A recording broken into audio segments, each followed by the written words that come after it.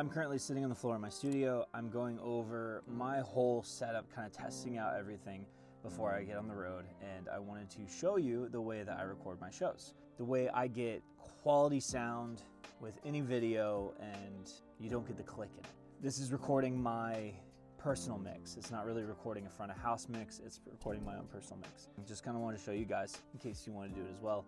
First question is, how are you getting your in-ear mix? Are you getting it from a wireless pack? If you're doing a wireless pack, you can get an iRig. It's pretty easy. You just there's a bunch of videos on it. That's a pretty easy way to do it. Sometimes we bring a whole in-ear rig on the road with us, and sometimes we don't. So in that case, they'll run, an XLR to me. I've got a P2, which is just a headphone amp. They'll plug it in the bottom of this. I'll have this like on my pocket or whatever, and then I have my mix right there. And that's very minimal, all right? I'm sure you can do a lot of things as well out of this into an iRig too. In my case, I like to have a bit more control since we're running tracks from an SPDS pad, and I have a few other things in the mix that is just not as easy as doing an iRig to a P2. For this gig specifically, we're running tracks straight off the SPDS. No Ableton, no computer, straight memory. And a lot of people say it's crazy, but knock on wood, it's never failed on me. So we're gonna stick with that.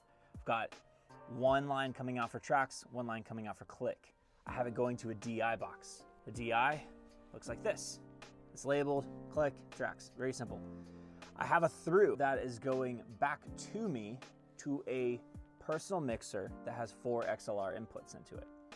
So I have full control in my world on tracks and click, which is amazing because say like we're done with sound check, or I don't have to look to anybody and be like, hey, can I get more click? Because I have full control of my click.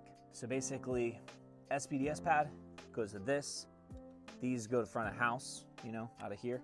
And then a through goes to my personal mixer. So I have full control over tracks and click. I have an E8010 by Yamaha. If you don't know what that is, dive into it. It's a beast. I use it live sometimes for monitor purposes only. There's a lot of perks to this. It saves on monitors for you if you just, I don't know, for a while I would get just a terrible mix from the sound guy. And so if I had this, I could be like, hey, I don't need any of my drums. I don't need any of my click. I don't need any of tracks. I have all of that myself. It cuts down the sound check time, especially when you'll probably already have like a short supporting set and you have like, I've been in some situations where I have like no sound check. So I have this mixer, this E8010 already attached to a table with all the wires plugged in. So all I have to do is just attach it to a cymbal stand. It's right there. And then they just run me an XLR, I plug it into it. And then I have my mix, basically everybody else. I have tracks, I have click, and I have an E8010. So that's really my personal drum mix. From my drums. It's not the best thing, you don't get a bunch of low end, but in some situations, it's a lot better than what I've had in the past. Now, if you're at the level where you have a monitor engineer and you have, a front of house guy, hey, this doesn't really apply to you. So the interface I have has a USB out that can just plug into a computer and you can record directly from it.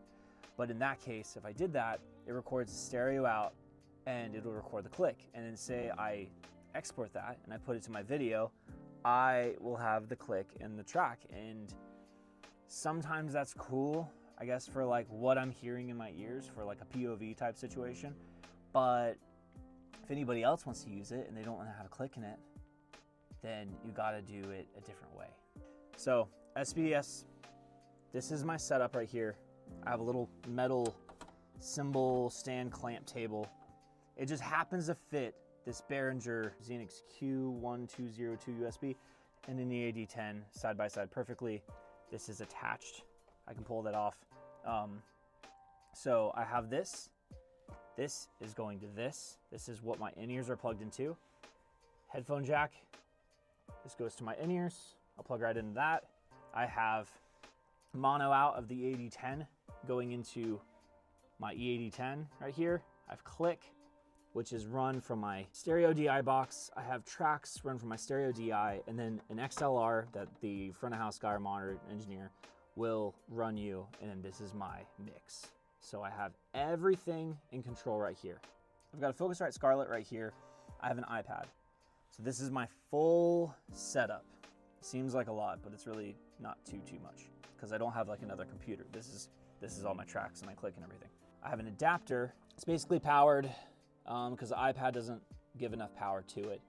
Then I have a USB cord that goes to my Focusrite. You could just use this, but then you're gonna get literally all 4 channels right here, and you're going to have a mix at the end that has click. What I do to get the click out of it is I run, your typical guitar cable out of the FX Send. So FX Send comes out, goes straight to my Focusrite. I run everything through it. I make sure my levels are good, and then that goes into there. And it's a super clean mix without the click. All these red knobs are my FX Sends. Right now, you see on click, I have the FX Send completely off, so I'm not getting any click to it. I could even turn the E8010 off. I could turn anything that I don't want to record into this, and I think it's cool that I have a little bit more control. So this is my little setup. It looks like a mess right now. I have thicker loom that I run all the cables through so that everything is just one piece. But yeah, hope this helps. If you guys have any questions, feel free to ask. Really quick, I'll show you the difference in running it straight from there with the headphones, what you hear, and then what you hear out of this. So this is what you would hear straight out of the mixer. Intro, 2, 3, 4. This is the audio that's coming straight out of the interface. So no click. Thanks for watching.